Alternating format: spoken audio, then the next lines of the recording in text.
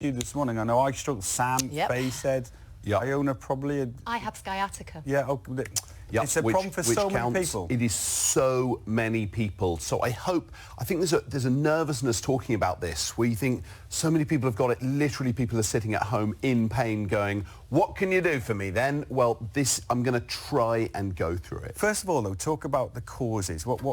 There you go. You got your prop. You're happy. Not many animals walk on two legs. It's us, gibbons, ostriches, and then you're into like little animals that hop and lizards and stuff. No, but I agree, like most lizards are... Look, we're not doing lizards, okay? It's not... Lizards get their own kind of back pain. They've got lizard problems. They can see a lizard doctor. Okay, for the moment, so this is arranged. It's bone at the top, that's the bone at the bottom of your skull, that's the bottom there. This curvature, what we're talking about today is common or garden lower back pain, the kind of thing where people say, I put my back out, my back's sore. There are lots of other causes of... Right, Julius Caesar, end of his life, he's got back pain, but we're not talking about all of that, okay? We're talking about not acute injuries, just mainly lower back pain. So, your spinal column is made up of a stack of bones separated by intervertebral discs. And the intervertebral discs provide a bit of cushioning, a bit of support, a bit of flexibility.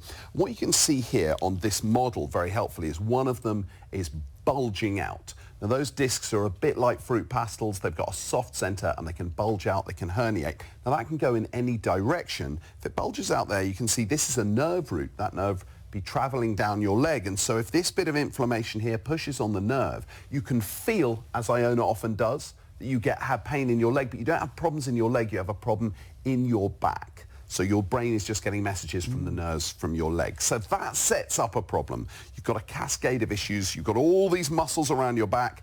If your disc starts to bulge, your muscles go into spasm, then that makes you stand funny, then that puts other muscles into spasm, then you start to get hip pains and knee pains, and so on. So you've got a vicious circle. Sometimes it starts with muscle spasm, and that's put stress on your back, but that's what's going on, and understanding that is the key to understanding how to make it better.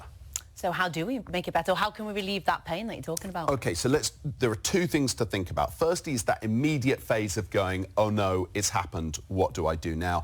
And then, of course, there's the long-term management of chronic back pain. So immediately, heat is better than cold. Cold does not get through deep enough to decrease that inflammation. Heat allows the muscles to relax, and muscle spasm is a huge part of it. So that's the first thing.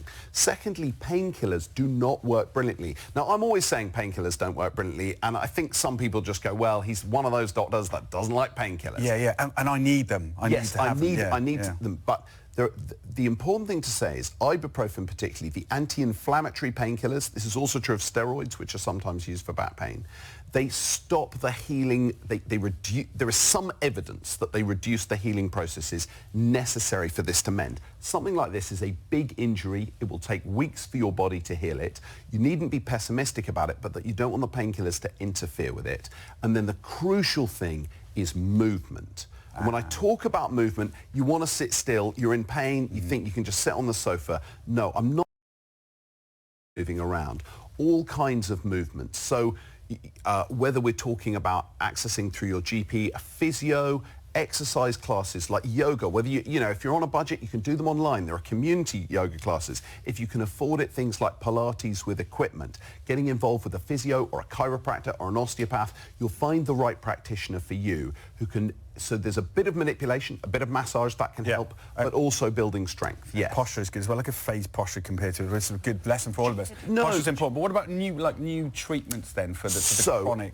I would say, I've got terrible posture, I'm a bit overweight, I should have back pain. You've got great posture, you're not overweight, but you do have back pain. So no one should be blaming themselves. This is a design problem with us.